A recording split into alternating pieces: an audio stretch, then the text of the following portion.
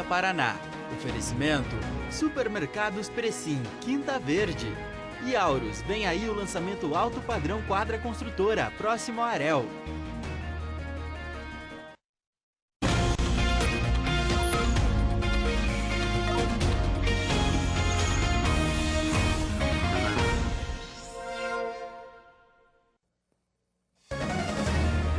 Olá, bom dia. Seja bem-vindo, seja bem-vinda em todo o estado. Hoje, Meio-Dia Paraná, com mais uma edição especial na série de entrevistas com os candidatos ao governo do estado. Estamos aqui, obrigada pela companhia, um ótimo dia com Carolina Wolff, nossa jornalista que acompanha essa série de entrevistas, eu, Wilson Soler, nessa sala, preparada especialmente para esse momento tão especial, um momento que enaltece a democracia. Para você que está em casa, eleitor, você possa com a gente analisar os projetos, os planos de governo de cada candidato, uma entrevista que demora 20 minutos ao vivo para todo o estado. Daqui a pouquinho a gente volta logo depois do intervalo para conversar com o candidato Ratinho Júnior do PSD. Você acompanha essa entrevista ao vivo logo depois do intervalo. Até já.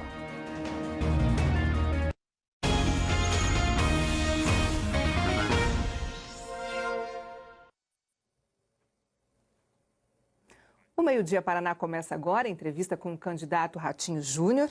Candidato, obrigada pela presença. São 20 minutos ao vivo, seu tempo começa a contar a partir de agora. Nossa primeira pergunta é sobre o pedágio, uma situação complexa, sabemos que não se resolve de uma hora para outra, mas o fim da concessão já estava previsto há mais de 20 anos e aconteceu justamente no seu governo. O senhor disse que as tarifas cairiam pelo menos pela metade do preço.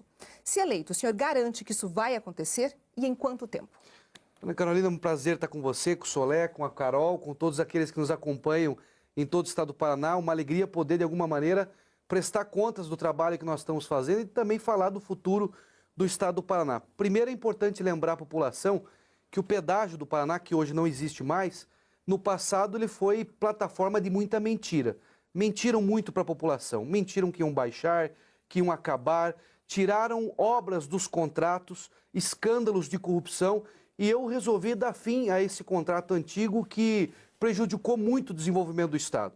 Além de dar fim no contrato, além de acabar com esse contrato de pedágio que prejudicou o nosso estado, que teve corrupção e muita mentira política, eu também resgatei, com o apoio do Ministério Público Federal, com o apoio da Justiça Federal, 1 bilhão e 300 milhões de obras que tinham tirado dos contratos e que hoje nós entregamos para a população. Vou dar alguns exemplos. Trevo Cataratas, hoje, que é o maior entroncamento rodoviário do sul do país, nós entregamos as obras, obra que tinha sido tirada do contrato, eu exigi que fosse feita. O viaduto do Sabará, em Ponta Grossa, que pega a Souza Naves, um dos perímetros urbanos que mais tinha acidentes, a entrada de Castro, a duplicação da rodovia do Café, que antes era 80, 90 quilômetros, hoje falta 40 quilômetros. Obras que tiraram do contrato que poderia ter salvo muitas vidas. E nós assumimos o governo... Estava previsto no acordo de leniência? Mas o acordo de leniência só acontece se o governo quiser. Se o governo não quiser, não acontece. Passa pela Procuradoria-Geral do Estado. E quem exigiu qual obra e aonde seria a obra foi o governo do Estado, foi o meu governo. Foi uma decisão minha com o secretário de Infraestrutura, com a Polícia Rodoviária Federal e com a Polícia Rodoviária Militar. Nós pegamos os perímetros urbanos que mais tinham acidentes no Estado e nós exigimos que acontecesse essas obras. Então, nós resgatamos essas obras, junto, como eu falei, com o Ministério Público Federal e com a Justiça Federal, e automaticamente devolvemos à população aquilo que retiraram dos contratos no passado, que mentiram e, além de tudo, tinha muita corrupção. Então, essa novela do pedágio, que foi usada politicamente para muita gente se enriquecer e muita gente até ganhar a eleição, nós acabamos. O que é a nossa proposta junto com o governo federal? Porque passa pelo Ministério da Infraestrutura. 80% das rodovias do estado que estão nos pacotes das novas concessões são rodovias federais, pertencem ao governo federal. O que nós estamos fazendo é construindo uma modelagem que possa ser boa para o futuro do Paraná. Nós queremos ter estradas duplicadas de Foz do Iguaçu a Curitiba, de Guaíra a Curitiba, de Jacarezinho a Curitiba, que ajude o progresso do estado, até porque a nossa produção agrícola vem quase dobrando de tamanho a cada 4, 5 anos. A nossa produção industrial vem crescendo uma média de 6 a 9% ao ano. Nós não podemos ter mais estradas como era na década de 80. Então, o nosso modelo de sugestão e de proposta que nós fizemos, que está no Tribunal de Contas da União. Primeiro, Bolsa de Valores, para a empresa picareta não participar dessas concessões. Nós não queremos empresa picareta, queremos empresas que consigam honrar os contratos. Segundo, nós tiramos a outorga, que era algo que encarecia os preços de pedágio. Terceiro, nós queremos um modelo de menor preço. Aquela empresa que der a menor tarifa, ela vai ter o direito de ganhar essa concessão. E quarto, que tenha obra. Apenas preço justo não adianta para o Paraná. Nós queremos obras de duplicações, contornos, trincheiras, viadutos, que somam 55 bilhões de reais para o nosso estado. Mas a análise no Tribunal de Contas da União acabou atrasando. Com isso, inclusive, o preço da tarifa que vai ao leilão já sofreu aumento pela própria análise da NTT, 30% no lote 1 e 27% no lote 2. É possível realmente ter uma tarifa 50% mais barata, como o senhor tem dito, e em quanto tempo? Só refazendo a pergunta. Aí depende do Tribunal de Contas da União, porque é ele que faz toda essa regulamentação e analisa se a proposta é realmente correta, se as obras que estão ali são obras extremamente necessárias. E quem vai dizer o preço é justamente o leilão. Quando nós fazemos a proposta de fazer o leilão do menor preço, é para justamente mais empresas participem e aquelas que tiverem a menor tarifa proposta para o Estado vai ganhar essa concorrência. É importante lembrar que nós temos praças, inclusive nos estudos, que chega a mais que 50%. Tem praça, por exemplo, de Jataizinho, de Jacarezinho, que chega a 65%. Então nós vamos ter uma média que possivelmente vai chegar muito próximo de 50% e algumas praças até passar de 50%, que é o mais importante. Mas como eu falo e reitero aqui, tão importante quanto o preço que tem que ser justo para o paranaense é ter obras. Não adianta a gente pagar um preço que é igual de Santa Catarina, R$4, R$5, R$6, e não ter duplicações. Nós precisamos de obras. Candidato, mudando de assunto agora, sob sua administração, o governo do estado decidiu terceirizar a contratação de funcionários das escolas estaduais, como inspetores, merendeiras, os PSS. Nós chegamos a mostrar no início do ano que houve atraso no processo de escolha dessas empresas e que foi necessário, então, fazer um contrato emergencial sem licitação durante um ano. Agora, de acordo com dados da própria Secretaria de Educação, em 2019, o Estado gastou 314 milhões nas contratações diretas com os funcionários PSS. Hoje, dados do Portal da Transparência, o governo tem 37 contratos em vigor, com 15 empresas a um custo de 532 milhões de reais, quase 70% a mais do custo de quando eram contratados por PSS. Não houve economia de dinheiro público, portanto. Por que houve essa mudança na forma de contratação, já que não há economia para os cofres públicos? Porque você não colocou aí o custo que nós temos com 30% de funcionários que apresentavam atestado médico, na sua grande maioria não estavam doentes. Mas isso justifica um aumento de 70% na contratação? Justifica porque você tem que contratar mais gente. Segundo, você não colocou aí também que muito desses PSS entram com ações trabalhistas e o Estado está perdendo todas as ações trabalhistas. Nós temos ações trabalhistas aí que estão chegando a mais de 150 milhões de reais, muitas vezes pelo volume de pessoas que entram como PSS, mas querem ter o direito de quem tem a carteira assinada, como se fosse um CLT. Então é muito mais barato para o Estado, primeiro, você não ter funcionário que está muitas vezes com falta por questões de atestado médico, porque quando você terceiriza, se uma merendeira faltou hoje, no outro dia a empresa tem que colocar outra merendeira à disposição da população, dos alunos para fazer essa refeição. Hoje no PSS você faltou a merendeira, você não tem como repor. Então você dá uma dinâmica muito maior. Você tem que analisar o custo, não apenas o custo do valor, que, claro, é muito importante, mas a eficiência da máquina pública. Vou te dar um exemplo. Nós estamos hoje com o maior programa de merenda do país. O programa chamado Mais Merenda. São 3 merendas por período. Hoje o jovem entra na escola, se alimenta, no recreio se alimenta de novo e vai embora alimentado com a barriga cheia. Nós tivemos que triplicar o volume de serviço dessas merendeiras, dessas profissionais que trabalham na cozinha, e automaticamente é um programa que nós estamos fazendo que tem muito orgulho, porque dá segurança alimentar para os alunos. Então você também teve um incremento de número de funcionários para atender. É diferente uma merendeira trabalhar para fazer uma refeição por período. Agora ela tem que trabalhar para fazer 3 refeições por período. Então você tem um volume muito maior de serviço e automaticamente de contratação. Rapidamente, os dados oficiais mostram um aumento de mais de 200 milhões de reais de gastos. O senhor disse que houve uma economia. Qual é a economia, é que você está fazendo cálculo, Carol, com todo respeito, mas você está fazendo cálculo da contratação momentânea. Se você colocar e juntar as ações trabalhistas, que muitas vezes não é no dia, não é no ano, a pessoa depois foi mandada embora, ela entra com uma ação 2 anos depois. Essa ação vai correr e vai estourar nas contas do Estado. Quando você faz esse cálculo do que acontece de ação trabalhista, desses funcionários que muitas vezes acabam tendo atestado e não conseguem repor essa falta por algum atestado médico, assim por diante, quando você junta tudo isso, você vai ver que a contratação de uma empresa terceirizada, ela tem avanço. Vou te falar um exemplo do que nós estamos fazendo no Detran.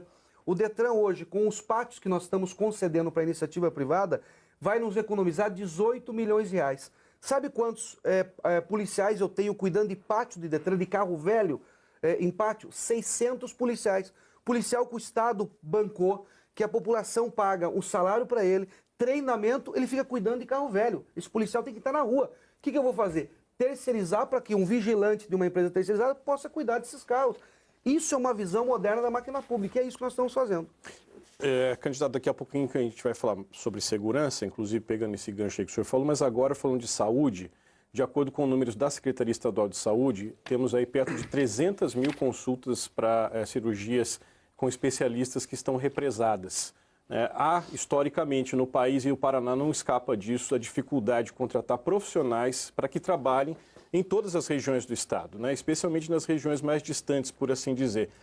Como é que o senhor pode aqui estabelecer um compromisso para resolver essa fila, ou acabar com essa fila, ou deixar essa fila dentro de um número factível e fazer com que médicos, enfim, profissionais de saúde fiquem onde tem que ficar? Solé, nós já estamos fazendo. Nós lançamos um programa chamado Opera Paraná.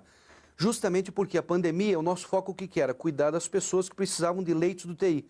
Você não podia parar um hospital que estava focado no TI para fazer uma cirurgia de joelho, uma cirurgia ortopédica, que a gente sabe que é importante para a pessoa, mas não vai levar ela à morte. Então, nós tivemos que fazer essa escolha de cuidar do Covid e daquelas acidentes de trânsito, questão cardíaca, que é muito mais grave.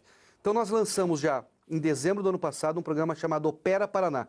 150 milhões de reais, mutirões de cirurgias eletivas em todos os hospitais filantrópicos, hospitais públicos e hospitais privados que atendem SUS, para justamente diminuir essa fila. Nós, nesses primeiros 7 meses, 8 meses agora do ano, já fizemos mais de 256 mil cirurgias no estado do Paraná.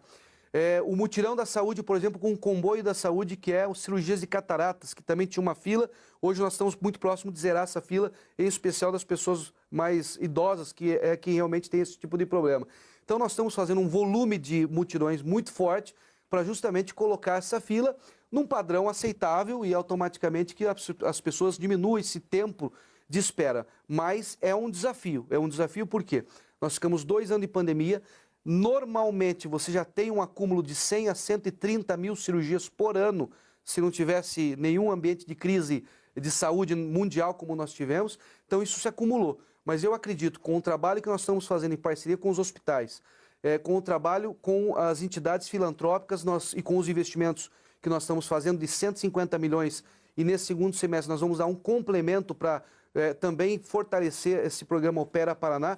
Eu tenho certeza que rapidamente a gente vai conseguir colocar essa fila em ordem. Lembrando, nós abrimos o hospital de Vaiporã, abrimos o hospital de Guarapuava, abri o hospital de Telêmaco Borba, que estava fechado desde 2009, foi feita as paredes, não tinha projeto do UTI, não tinha projeto de UTI neonatal, nós implantamos, hoje é um hospital regional. Abrimos UTI em Colorado, Laranjeiras do Sul, Prudentópolis, Assis Chateaubriand, Goiôerê, cidades que jamais imaginavam ter um leito de UTI, que tinham que andar 150, 200, 300 quilômetros para ser atendido. Então nós estamos reforçando muito o sistema de saúde, até para automaticamente fazer com que a saúde fique descentralizada e mais próximo das pessoas. Um ano dá para acabar com essa fila? Eu acredito que até menos a gente normaliza ela. A fila nunca acaba. Você tem todo dia gente precisando fazer cirurgia. Mas em menos de 6, 8 meses a gente consegue normalizar essa fila. Candidato, durante seu governo houve diminuição do número de homicídios, mas aumentou o número de mortes em confronto com a polícia. Aí, em abril, a Defensoria Pública, MP, TJ, OAB, UFPR entregaram ao senhor um ofício sugerindo a adoção de câmeras nos coletes e nas viaturas da PM. Inclusive, a gente tem um dado aqui de São Paulo, do estado de São Paulo, depois da implantação das câmeras, o número de mortes em confronto caiu 32%. Aqui no Paraná, o senhor pretende instalar câmeras nos coletes, nas viaturas da polícia, uma segurança para os policiais e também para a população? Ana Carolina, esse é um projeto que já está sendo, inclusive, estudado pela corporação da nossa Polícia Militar. Nós já estamos construindo um projeto teste para a Polícia Rodoviária Militar. Claro que isso depende do orçamento, o investimento chega a ser 20 milhões de reais, mas é o futuro, nós não temos como ir contra isso. É uma necessidade, como você mesmo falou, é uma segurança para o policial e é uma segurança para o cidadão também, que vai ter qualquer tipo de prova se tiver um abuso policial. Então nós estamos já fazendo um projeto piloto para a Polícia Rodoviária Militar, com alguns equipamentos, e já preparando o orçamento do ano que vem para esse investimento de 20 milhões.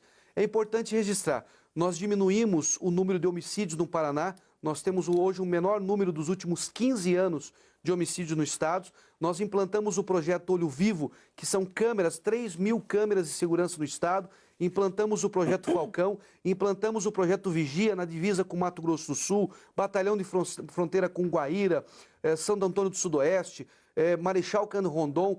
Nós equipamos a nossa Polícia Militar hoje com carros semi-blindados, com viaturas para patrulha rural, patrulha ambiental, 250 motos, 800 cilindradas, para dar mais velocidade na abordagem dos policiais. Em relação às câmeras, a gente tem um prazo quando a gente vai ver? O prazo é o ano que vem, com o orçamento preparado. Todos esses grandes investimentos, você precisa fazer um planejamento orçamentário. Então nós estamos nos organizando esse ano, nós temos a LDO que vai ser aprovada na Assembleia Legislativa nos próximos dias, meses, possivelmente, e no final do ano, mais tardar novembro, dezembro, aprovado o orçamento para o ano que vem. Isso já está planejado no orçamento da Polícia Militar para que a gente possa, o ano que vem, fazer a licitação da contratação. Porque não é de qualquer tipo de câmera, é uma câmera especial, ela tem que gravar 24 horas e armazenar isso por uma semana. Então você tem todo um equipamento de software, de inteligência que vai atrás desses equipamentos que vão junto com os policiais. Candidato, o senhor costuma dizer que o Paraná é o estado mais sustentável do Brasil. Mas dados da ONG SOS Mata Atlântica mostram que o Paraná foi o terceiro estado do país que mais desmatou Mata Atlântica nos primeiros 6 meses deste ano. Os ambientalistas, inclusive, pedem a criação de mais um batalhão da Polícia Ambiental aqui no estado. A fiscalização falhou, candidato, para que estejamos aí entre os 3 estados do país que mais desmatam Mata Atlântica? Carol, ela não falhou porque se você pegar hoje a Secretaria de Desenvolvimento Sustentável e Turismo, nós temos 120 milhões em multas para aqueles que desmataram de forma irregular ou de forma irresponsável. Além disso, nós essa semana ganhamos por 2 anos consecutivos, agora o 2º ano consecutivo, no ranking de competitividade entre todos os estados do Brasil, o estado que é o estado mais sustentável. O Paraná é o estado que mais preserva a Mata Atlântica da América do Sul. A maior área de preservação da Mata Atlântica na América do Sul é no estado do Paraná. Tudo aqui é América do Sul. Se você pegar um terreno do lado da sede da RPC, ali se tiver árvore, é a árvore da Mata Atlântica. Então, quando você abre um lote, você faz um loteamento, você obviamente está tirando árvores da Mata Atlântica. Mas o que nós estamos fazendo para repor isso? Além das multas, fiscalizações e fazendo o replantio. Nós já plantamos no estado do Paraná, em 3 anos e meio, 6 milhões e meio de árvores nativas. Além disso, colocamos o projeto que é o Rio Vivo, o projeto Rio Vivo. São 3 milhões e meio de peixes nativos que nós jogamos novamente nos rios do Paraná. Além disso, as matas ciliares, as microbacias, bacias hidrográficas. Agora, contra a clandestinidade é repressão. É justamente muita multa. Se a pessoa não pagar a multa e realmente tiver reincidência, tomar o terreno na forma judicial, criando essas restrições. Candidato, os dados oficiais mostram que foram, os dados da ONG mostram que foram mais de 160 hectares desmatados nos primeiros 6 meses deste ano. O senhor falou que tem replantado, mas os estudos também comprovam que quando a gente, 1.600 hectares, quando a gente replanta, o ecossistema demora de 60 a 100 anos para recuperar. Quer dizer, é um século para recuperar o que foi perdido. É melhor prevenir? É melhor prevenir, né? Mas como... O senhor se compromete a diminuir, a tirar o Estado do topo dos 3? Me comprometo, nós já tiramos, Carol. Ninguém ganha um selo de sustentabilidade como nós ganhamos se não tivesse fazendo a sua parte. Nós estamos por 2 anos consecutivos o Estado mais sustentável do Brasil. E olha quem falou, além desse ranking de competitividade, se você pegar a OCDE, que é a união dos 20 países mais ricos do planeta, que tem as ODS, que são os Objetivos de Desenvolvimento Sustentável para até 2030, colocou o Paraná e uma província do Japão como referência em sustentabilidade. Sustentabilidade não é só você punir ou você preservar a mata. Tem toda uma cadeia que você tem que cuidar. E é isso que nós estamos fazendo. Candidato. Claro que a punição é o melhor remédio contra aqueles que fazem desmatamento irregular. A partir de agora, o senhor tem 1 minuto aí para concluir, por favor. Bom, eu quero agradecer aqui a RPC, a população que está em casa nos assistindo e dizer da minha alegria e do convite. Eu assumi o Paraná para governar o Estado no momento mais duro da nossa história contemporânea, com pandemia, com crise hídrica, com guerra. Tudo isso mexe com a economia. E mesmo assim, nós batemos recorde de geração de emprego, fizemos o maior programa habitacional do Brasil, regularização fundiária, cartão Comida Boa, programa Casa Fácil, juntamente com as 3 merendas.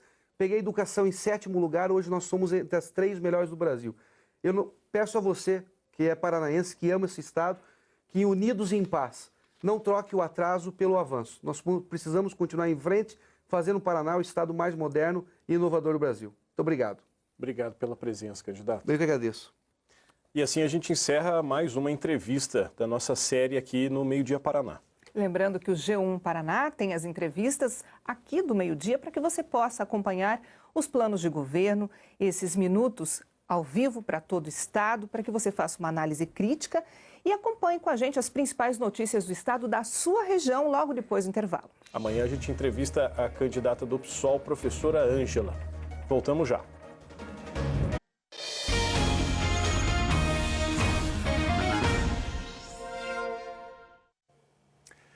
Boa tarde para você que acompanhou a primeira parte do Meio Dia Paraná diretamente de Curitiba e agora, 12h12, segue conosco ao vivo aqui de Londrina.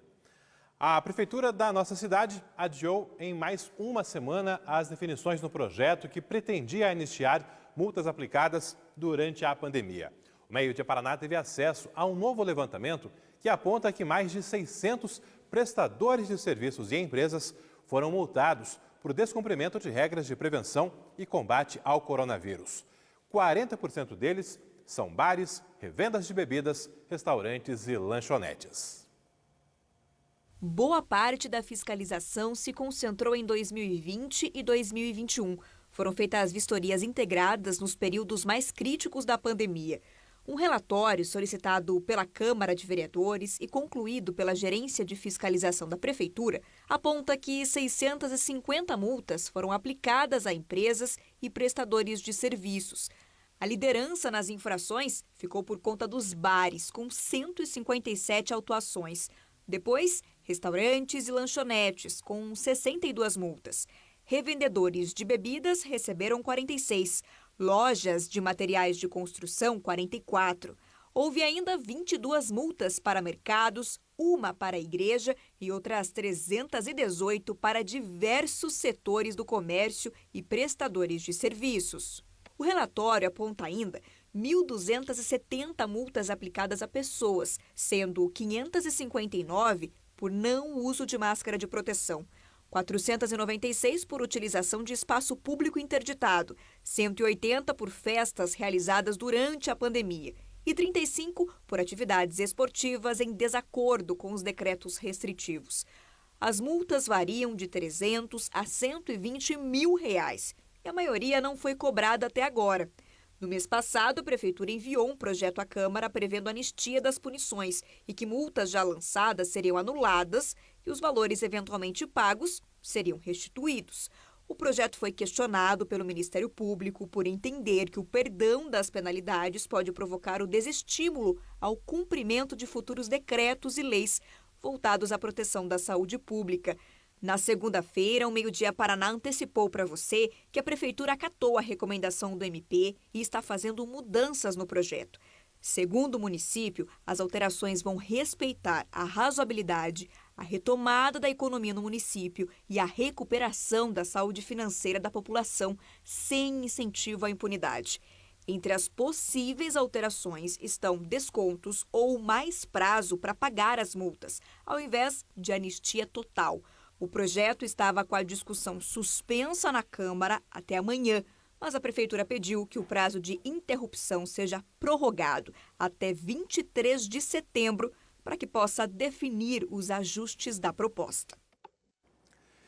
E depois da falta de pediatras em diversos plantões, agora o Hospital Infantil de Londrina anuncia restrições em cirurgias de crianças. Isso já a partir da próxima segunda-feira, mas ainda há uma série de negociações em andamento.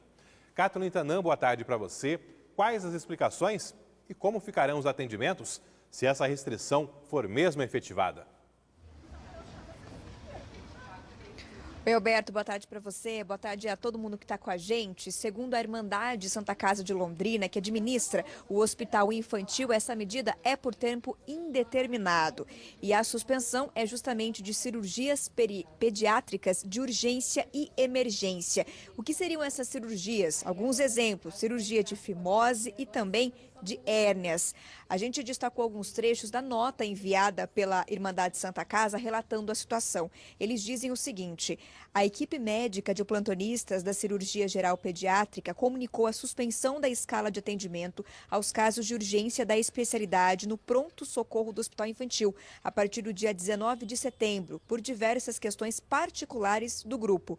A suspensão não afeta o atendimento às cirurgias gerais pediátricas eletivas que vão continuar sendo realizadas normalmente. Quer dizer que aquelas que foram agendadas, mesmo a partir do dia 19, vão continuar sendo feitas. Outras especialidades também, como cirurgias cardíacas, de ortopedia, neuro, vão continuar sendo feitas normalmente, tanto as de urgência quanto as eletivas. A diretoria do hospital disse ainda que tentou reverter a situação diretamente com o grupo de plantonistas, mas ainda não conseguiu e que continua na busca de soluções em diversas instâncias. Disse ainda que é importante que os pacientes sejam encaminhados para outros locais, no caso, então, de cirurgias de urgência e emergência dentro da especialidade de cirurgias pediátricas, que, segundo o hospital, se equivale a cirurgias gerais, no caso dos adultos. Como você bem pontuou, Roberto, é importante a gente lembrar que já há um processo administrativo contra o próprio Hospital Infantil, justamente por várias suspensões de atendimento no pronto-socorro. A gente até destacou, inclusive, a situação do início do mês de julho. Segundo o município, uma situação essa de suspensão de várias vezes o atendimento estava dificultando o processo de encaminhamento de crianças que precisam de atendimento de alta complexidade e, consequentemente, isso sobrecarregava outro prestador e também os casos que ficam no pronto atendimento infantil. Sobre tudo isso, a gente pediu uma resposta para o município de Londrina, pedimos tanto para a assessoria de imprensa como diretamente para a Secretaria de Saúde, mas até agora a gente não recebeu nenhum retorno, nem sobre a suspensão das cirurgias de urgência e emergência com relação às cirurgias pediátricas e nem sobre esse processo administrativo, como anda, quais as consequências. Espaço aberto, né, Alberto, para a gente ter essas respostas aqui também. Dá então, o poder público aí sendo aguardado aí que se manifeste, aponte em que pé estão essas negociações. Por sua vez, a Promotoria de Defesa da Saúde Pública está informando que abriu um procedimento para cobrar explicações do município de Londrina e também da Irmandade Santa Casa, que administra o Hospital Infantil, para que deem explicações aí sobre essa restrição de atendimentos, essa falta de pediatras, enfim. A promotoria com um procedimento aberto e cobrando explicações em regime de urgência por parte dos envolvidos no gerenciamento da saúde pública de Londrina em relação ao atendimento aí das crianças por parte do Hospital Infantil. Meio-dia Paraná, claro, vai continuar de olho. Será sepultado daqui a pouco, às 14h, em Jacarezinho, o corpo do operário que morreu num acidente de trabalho em Londrina. Ontem, o Meio-dia Paraná mostrou ao vivo a tentativa dos bombeiros de salvar o trabalhador numa empresa de grãos ali na região do Maria Lúcia, zona oeste. Foram 3 horas de buscas em meio a silos e diversos equipamentos. Só que socorristas encontraram o corpo de Ednei Lourenço Zeferino, de 35 anos, já sem vida, portanto, morte confirmada desse acidente de trabalho registrado ontem aqui em Londrina. Meio-dia e 20. Ruas em volta do Igapó 2 têm sido fechadas aos domingos para liberar o espaço para pedestres e ciclistas. Já virou uma tradição por lá, é uma forma de priorizar o passeio das famílias aos domingos em especial, em alguns feriados também. Agora, quadras de uma das principais avenidas do centro de Londrina também terão um projeto parecido, com bloqueios e priorização das pessoas ali que estão passeando com suas famílias. Felipe Bacarim, boa tarde para você. O que prevê esse projeto aí na Avenida Higienópolis? Oi, Alberto, boa tarde para você, para todo mundo que está acompanhando o Meio Dia Paraná desta quinta-feira. O projeto prevê a interdição de 3 quadras aqui da Avenida Higienópolis, entre a Rua Sergipe e também entre a Rua Piauí. Serão então 3 quadras que devem ser bloqueadas. A primeira tentativa desse projeto vai acontecer no sábado, dia 24 de setembro. Vai ser um evento em alusão ao Dia Mundial Sem Carro, que é comemorado no dia 22 de setembro. Como você falou, né, esse modelo já acontece aqui em Londrina, também em outras cidades, como São Paulo e também em Maringá, aqui mais perto da gente. Vai ser um evento, então, para medir o nível de aceitação da população sobre o bloqueio desta avenida, coletar dados sobre a preferência e necessidades da população e, se for aceito, o projeto pode se tornar um evento frequente. O projeto é chamado de Higienópolis Aberta. A proposta é que tem algumas atrações durante o dia, mas a programação ainda não foi divulgada pela organização. A organização diz que os veículos têm muito holofote durante os dias da semana, então que no fim de semana esta avenida seria bloqueada para o trânsito, exceto os cruzamentos, para dar também espaço para pedestres e ciclistas. Evento então programado para o sábado, dia 24, das 8 da manhã até as 5 da tarde, Alberto. Valeu, obrigado aí ao Felipe Bacarim. Bloqueios dos quarteirões, mas cruzamentos, reforços, ficarão liberados, até para não prejudicar o transporte como um todo e a circulação de ônibus, já que muitos deles passam pela Higienópolis e nesse sábado, 24 de setembro, terão que circular por outras ruas da região central aqui de Londrina. Quinta-feira, com tempo fechado e problemas em aeroportos de várias cidades do Paraná, Londrina, Foz, Maringá e a própria região de Curitiba, estão com os aeroportos operando com restrições para pousos e decolagens. Por aqui, um voo que viria de Curitiba para Londrina foi cancelado hoje por volta das 9 horas da manhã. E outros voos partiram com atrasos devido à visibilidade reduzida em boa parte do Paraná. Daqui a pouco, eu trago a previsão do tempo para você, já antecipando como vai ficar o fim de semana. Foi definida a compra de mais 130 câmeras para uso no monitoramento de áreas públicas de Londrina, para uso por parte da Guarda Municipal. Assunto que a Kathleen Tanan foi em busca de informações hoje cedo. Kathleen, já se sabe quando essas câmeras vão começar a funcionar e onde serão instaladas? Alberto, o prazo exato a gente ainda não tem. Segundo o secretário que atende, que está responsável pela Guarda Municipal de Londrina, o Coronel Pedro Ramos, está dependendo aí da apresentação desses equipamentos. 3 empresas venceram a licitação e têm que apresentar 130 câmeras, além de 10 HDs que vão fazer o armazenamento dessas câmeras. Agora, o que o secretário já adiantou para a gente é que elas vão ser instaladas em locais, principalmente onde ainda não há monitoramento, locais que foram revitalizados recentemente ou prédios que tenham sido construídos e ainda não tenham esse monitoramento. Ele deu como exemplo locais que devem receber essas câmeras, o próprio Bosque, onde a gente está aqui, no coração da cidade de Londrina, um local que necessita bastante desse monitoramento para dar mais segurança às pessoas que circulam por aqui. E também deu como exemplo uma capela mortuária na zona sul da nossa cidade. Segundo até o Coronel, a documentação dessa licitação, mais de R$201 mil foram utilizados, vão ser gastos com a compra desses equipamentos. São câmeras de rua com capacidade para leitura de placas de veículos, câmeras fixas para prédios, outras que giram em 360 graus e são colocadas em locais mais altos para um alcance maior e também câmeras para locais onde há aglomeração de pessoas, como é o caso de praças e lagos. Hoje de manhã, em entrevista, o Coronel Pedro Ramos explicou um pouco mais sobre a utilização desses equipamentos. Tão logo a gente receba, nós já vamos começar a instalação, porque 60 delas é para substituição do nosso parque de câmeras que a gente já tem. As demais câmeras, as outras câmeras que estão sendo adquiridas agora, vão ser empenhadas em locais que passaram, por exemplo, por revitalização, em locais que foram construídas novas unidades, prédios públicos do município.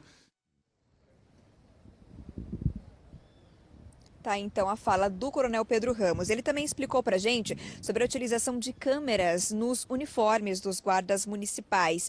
Segundo ele, a primeira empresa que forneceria, que ganhou a licitação, apresentou problemas com os equipamentos. Agora eles aguardam a segunda empresa fazer a apresentação desses equipamentos. 24 foram adquiridos, apenas 12 vão ser utilizados diariamente, até porque, segundo o coronel, existe um tempo necessário para carregamento desses equipamentos e também eles precisam fazer a avaliação se realmente vão ser bastante úteis, se o equipamento é de qualidade para que seja utilizado nas ruas pelas equipes da Guarda Municipal. Foram adquiridos também 290 coletes com estrutura para encaixe dessas câmeras. A gente vai ter então equipamento praticamente para todos os guardas, mas nem todos vão utilizar essas câmeras ao mesmo tempo. Em entrevista, o coronel também detalhou para a gente essa situação que vai auxiliar tanto as pessoas que acabam sendo abordadas pelos guardas municipais, uma vez que a situação vai ser registrada, e também os próprios guardas municipais, quando houver qualquer questionamento sobre a postura deles durante uma ocorrência. Sobre isso, também ainda não há prazo exato para que comece a funcionar, mas o coronel garantiu que assim que os equipamentos chegarem para ele, muito rápido, eles vão colocar em funcionamento nas ruas. Olha só. A primeira empresa que foi homologada, ela apresentou o produto e o produto foi reprovado por não atender os requisitos que a gente tinha estabelecido na licitação. Hoje a gente está com a segunda empresa, aguardando a segunda empresa apresentar os seus materiais para que possam ser avaliados. Nós estamos prontos aqui, dentro daquilo que é legal, chegando o material aqui da nossa parte, e em 2, 3 dias o relatório está pronto e, se for aprovado, nós passamos para outra fase, que já é a fase da entrega, a fase do pagamento. Aí, informações que mexem diretamente com a segurança pública da nossa cidade, até por isso o Meio Dia Paraná segue de olho, segue acompanhando. E, Catherine, nós conversávamos hoje pela manhã também sobre uma fiscalização de mocós. Você aproveitou para conversar com o secretário Pedro Ramos, qual o balanço que ele fez e o que vem por aí após essa primeira rodada de fiscalização. Alberto, ele comentou com a gente que 17 locais que são considerados abandonados foram vistoriados por equipes da Guarda Municipal. Ele até contou que diversas equipes estão trabalhando nisso de acordo com a possibilidade de cada equipe na ronda normal, nas escalas normais. Ele disse que eles estão entrando nos locais e verificando diversos pontos. Verificam se realmente a situação é de abandono, em que grau é esse abandono, se existem animais ali dentro, algum animal que apresente risco, se a estrutura também apresenta algum tipo de risco e se há pessoas ocupando esses locais. E quando há pessoas, eles já têm uma conversa para descobrir se são pessoas que já foram abordadas pela Secretaria de Assistência Social, se elas não foram e, se elas foram, por que continuam nas ruas. Também verificam se são pessoas que têm, por exemplo, alguma pendência com a questão policial, se são pessoas procuradas, se cometeram algum crime, aí eles já fazem a detenção dessas pessoas, verificam se há drogas no local e fazem também a apreensão, e tudo isso é registrado. O relatório será repassado para o município de Londrina assim que essa vistoria for finalizada nos próximos dias, para que cada secretaria municipal faça o trabalho necessário. Secretaria de Assistência Social, de Obras e diversas outras do município, para que a gente não continue tendo locais como esse, que normalmente, em grande maioria, são locais particulares em que os donos já foram notificados e que esses ambientes continuam numa situação de abandono, oferecendo risco para toda a comunidade no entorno. Também há prédios públicos, mas em grande maioria são prédios privados e a gente vai continuar de olho no que vai ser feito com esses locais, públicos ou privados. O Meio Dia Paraná vai continuar acompanhando. O nosso compromisso aí é o compromisso com você, nosso telespectador. Obrigada, Catherine Tanã, mais uma vez. Um bebê nasceu ontem em Curitiba dentro de um ônibus do transporte coletivo da capital. O parto pegou o motorista, passageiros e principalmente a mãe de surpresa. Ela disse que nem sabia que estava grávida. Foi uma surpresa que a Maria Cristiane jamais imaginou que pudesse viver. Eu sabia que estava grávida, porque na verdade eu não tive um desejo nenhum, não tive enjoo, não tive barriga nenhuma, estava normal. Tudo começou há 34 semanas. O pequeno Gustavo Isaías estava com ela, mas sem que a cozinheira soubesse. A Maria Cristiane tinha ido trabalhar normalmente, mas com uma leve dor nas costas e achou que pudesse ser dos rins. Perto do meio-dia, ela embarcou em um ônibus rumo a uma unidade de pronto atendimento para tentar se consultar, mas não deu tempo de chegar. Tinha acho que um motorista sentado, eu nem reparei direito. Ele perguntou se eu estava passando mal, eu falei que sim, estava com muita dor. Aí na hora que ele foi avisar o motorista para parar o ônibus, daí as mulheres veio e já começou a me ajudar. E daí eu quando vi, hoje o neném já estava nascendo. E quem ajudou no trabalho de parto foi o Isaías, motorista, que estava na última viagem do expediente. Daí a gente perguntando, tem alguém da saúde aí no veículo? Vieram 2 pessoas, uma estudante de enfermagem e a outra já uma enfermeira. E a neném estava com um cordão umbilical enrolado no seu pescoço e estava bem roxinha. Daí ela desenrolou o cordão, tal, bateu nas costinhas do nenê, ficou uns 10 segundos assim sem o nenê chorar. Daí o nenê chorou, todo mundo comemorou. Esta médica afirma que poucas vezes atendeu casos como o de agora. São realmente raríssimos os casos, né? Porque a natureza mostra para as mulheres alguns sinais que as coisas não estão da mesma maneira com ela, né? Então, por exemplo, o primeiro sinal de uma mulher seria a interrupção da menstruação. Mas a gente tem outros sinais, como no primeiro trimestre, que é o próprio enjoo, a sonolência, que a mulher vê que alguma coisa não está bem. O bebê está bem, mas segue na maternidade do Hospital de Clínicas. Um bebê de 1,8 kg, pela avaliação que então se chegou que era um bebê prematuro, que estava bem, mas que exigia alguns cuidados para a continuidade dele até ganhar um peso suficiente, ter condição de estar indo para casa, né? O nome de Gustavo Isaías foi escolhido para homenagear o motorista. Agora, ele se junta aos outros 2 filhos da Maria, uma menina de 11 anos e um menino de 10. Bom, eu estava sozinha dentro do ônibus, não tinha ninguém comigo. E daí todo o apoio que eu recebi, tanto foi das 2 mulheres, que era enfermeira, e do motorista, né? Daí foi onde eu levei em consideração também o nome para escolher. Muito obrigado, é uma honra para mim, tá bom? Deus abençoe vocês aí. Cada história, hein? Muita saúde para essa mãe e para essa criança aí que acaba de chegar ao mundo, mais esse paranaense aí na nossa história. 12h32, faltam um pouco mais de 2 meses para a Copa do Mundo e as escolas começam a definir como ficarão as aulas, principalmente nos dias de jogos do Brasil. Felipe Bacarin, quais são as propostas e as definições até agora? Alberto, a Secretaria Estadual de Educação ainda não apresentou nenhuma proposta, viu? Ainda vai definir isso quando estiver mais próximo da Copa. O Sinep, Sindicato dos Estabelecimentos Particulares de Ensino do Paraná, acabou de nos enviar uma nota falando que vai deixar as escolas livres para decidirem como que vão fazer essa liberação ou então a reunião dos alunos, mas disse que a maioria dos colégios vai optar por manter os alunos no colégio, reunir todo mundo para assistir aos jogos durante a tarde, a maioria deles à tarde, né, da primeira fase à tarde, junto com os alunos então. A Secretaria Municipal de Educação aqui de Londrina também já estabeleceu alguns critérios. Vai deixar as diretoras, os diretores dos colégios das escolas municipais à vontade para definir se vão dispensar os alunos ou então reuni-los para assistir aos jogos no colégio. Se tiver dispensa para alcançar os 200 dias letivos do ano, os colégios vão precisar, os professores vão precisar se organizar então para cumprir esses 200 dias, seja dando aulas ou atividades aos sábados ou também nos feriados. No caso de dispensa, caso os pais não forem dispensados do trabalho, os alunos poderão sim ficar nas escolas e terão acompanhamento também dentro da sala de aula. Cada escola vai ter uma dinâmica e os pais ou responsáveis serão avisados com antecedência. Nesse ano, por causa das condições climáticas, a Copa do Mundo mudou de data. Geralmente acontece no meio do ano, entre junho e julho. Esse ano começa em novembro e vai até o mês de dezembro.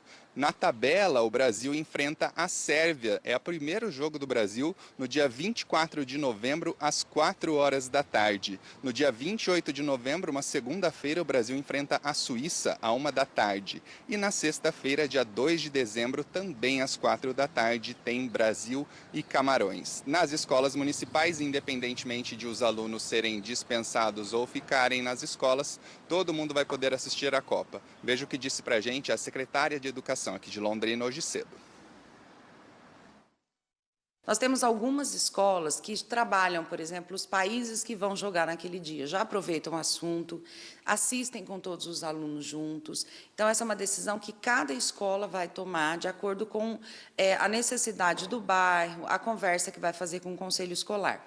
A única regra que tem que ser cumprida são 200 dias letivos no ano. Como a escola vai fazer? Se vai assistir com os alunos, se vai estourar pipoca, se vai chamar a família para vir junto, porque é um momento de interação que mexe com todas as emoções, é uma decisão da escola, de cada diretor, de cada grupo e comunidade escolar. E Felipe, ainda nas escolas e creches municipais, começa amanhã o período de cadastro de novos alunos. Como vai funcionar agora em 2022? Alberto, vai então de amanhã, dia 16 de setembro, até o dia 16 de outubro. Um mês, então, para os pais de alunos de P4, P5 e também do primeiro ano do ensino fundamental fazerem esse cadastro. É tudo feito online no site da Prefeitura. Inclusive, o município estima que serão 15 mil alunos nessas 3 turmas somadas que devem ser matriculados para o ano letivo de 2023. O QR Code que a gente vai colocar na tela daqui a pouquinho vai direcionar você, caso você aponte a câmera do seu celular para ele, para um site onde tem todo o documento e também a idade das crianças e qual série elas devem ser matriculadas. Entre os documentos, certidão de nascimento, comprovante de residência e também os documentos do responsável pela criança. É obrigatório que crianças que completam 4 anos até o dia 31 de março estejam matriculadas já no ano letivo de 2023. Isso em centros de educação infantil, CMEIs, SEIs ou então escolas municipais. O município utiliza um sistema de georreferenciamento que faz com que a criança fique matriculada na escola mais perto da casa dela. A gente também conversou com a secretária municipal de educação sobre esse assunto. Veja. Todos que têm filhos de 4, 5 e 6 anos, que vão estudar na rede pública municipal o ano que vem, o ano de 2023, precisa entrar no site da Prefeitura, acessar o banner de chamamento para P4, P5 e primeiro ano e preencher o cadastro. Simples, é muito rápido. A gente fica com esse prazo aberto até 16 de outubro, depois a gente fecha o sistema, faz o encaminhamento, a distribuição de vagas, de acordo com o endereço, de acordo com a família dinâmica, né? De repente tem um irmão que estuda numa escola, então a gente tenta organizar tudo isso e a gente divulga o resultado no final de novembro, as famílias entram, tá certo, foi nessa escola. Aí precisa ir na escola levar os documentos para confirmar a matrícula, mas essa é uma etapa posterior a esse cadastro, a esse chamamento que tem que ser feito agora. Lá no G1 já tem mais informações sobre esse cadastro para novos alunos no P4, P5 e primeiro ano do ano que vem na rede municipal de Londrina. 4 operários caíram de uma torre de transmissão de energia em Santa Terezinha de Itaipu, que fica perto de Foz do Iguaçu. Os operários estavam trabalhando no topo da torre quando ela simplesmente caiu e ficou retorcida. O acidente foi ontem no fim da tarde. Com a queda, um dos operários morreu. Outros 3 foram socorridos pelo SIAT e encaminhados a um pronto atendimento. Um deles, em estado grave, segue internado. Outros 2 receberam alta hospitalar. Já o operário que morreu tinha 39 anos, morava no Maranhão e estava a trabalho no Paraná. Em nota, a Copel disse não saber os motivos do acidente, lamentar a morte do trabalhador e informou que está dando suporte à família da vítima.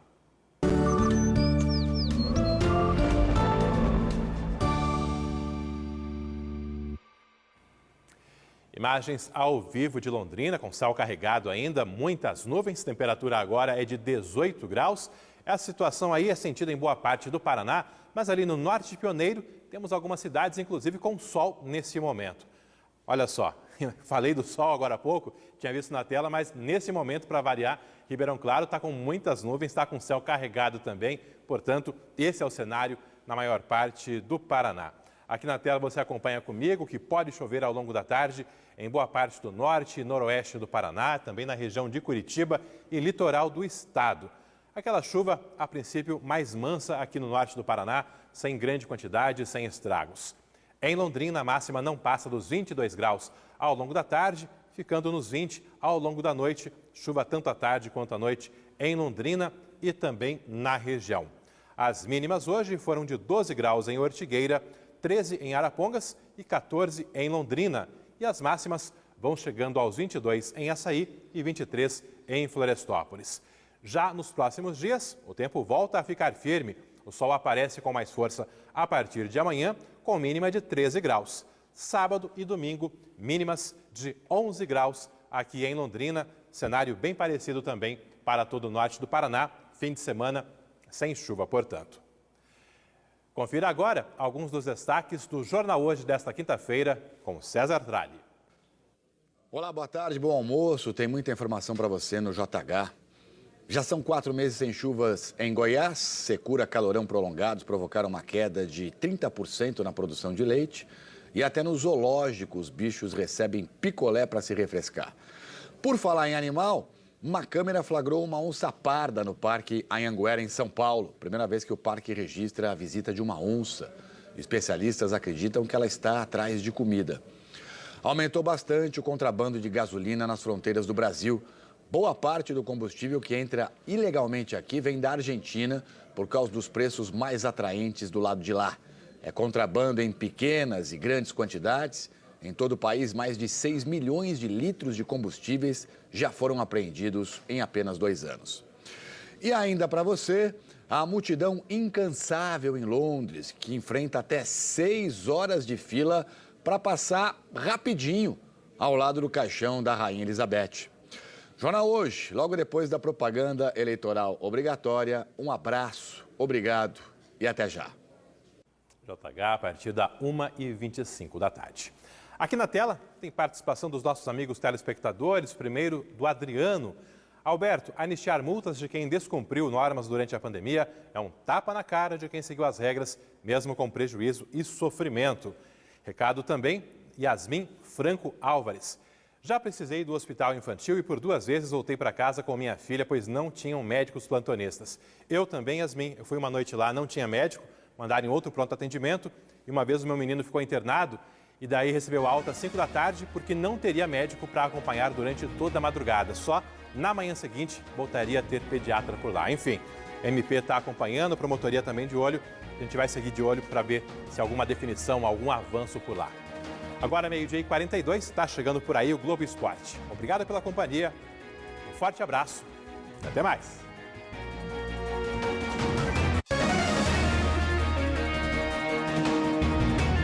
Meio-dia Paraná. Oferecimento: Supermercados Precim, Quinta Verde. E Aurus, vem aí o lançamento alto padrão Quadra Construtora, próximo a Arel.